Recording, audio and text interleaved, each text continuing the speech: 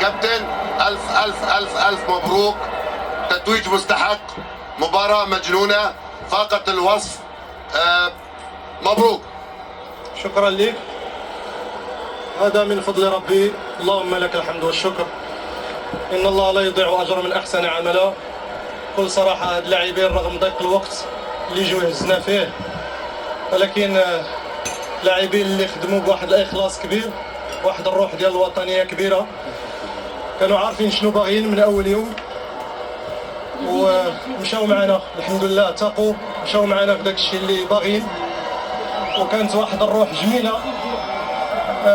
لأننا أنا كنآمن بأن الإخلاص في العمل، الاحترافية في العمل، الجدية في العمل، احترام القميص اللي كيتلبس يفوق لي كاليتي تكنيكو تاكتيك.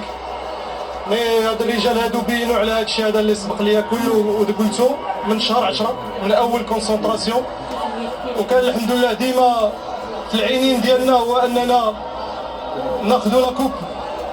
الحمد لله ربي وفقنا مرة أخرى، هذا فضل من الله. هاد اللاعبين ما نقدرش نوصف لك كيفاش عشت بيناتهم، كيفاش عشت معاهم من اول يوم وانا كنتشرف بهم الى هذا اليوم. انا محظوظ ان عندي رجال بهذا القلب وبهذا الروح وبهذا العطاء وبهذا الكره هذه. كابتن، كلمه للجمهور المتواجد في الملعب وفي المملكه المغربيه هناك.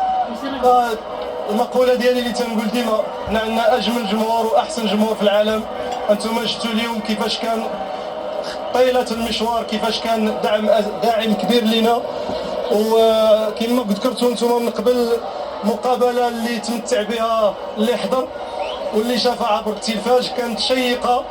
يمكن حنا تاثرنا شويه بالاصابه ديال البركاوي، خصوصا في غياب تيسودالي، تاثرنا كذلك بالاصابه الثانيه، اضطرينا اننا نتعاملوا مع المقابله فاش ما دخلناش مزيان في الشوط الثاني، اضطرينا اننا نتعاملوا مع لي شونجمون، لعبنا بثلاثه اللور، من بعد عاوتاني رجعنا اننا ردينا 4 الخلف، فكانت بزاف ديال المتغيرات. مي الحمد لله ربي وفقنا اننا درنا الاختيارات الصائبه. مبروك. شكرا لك سيدي. شكرا.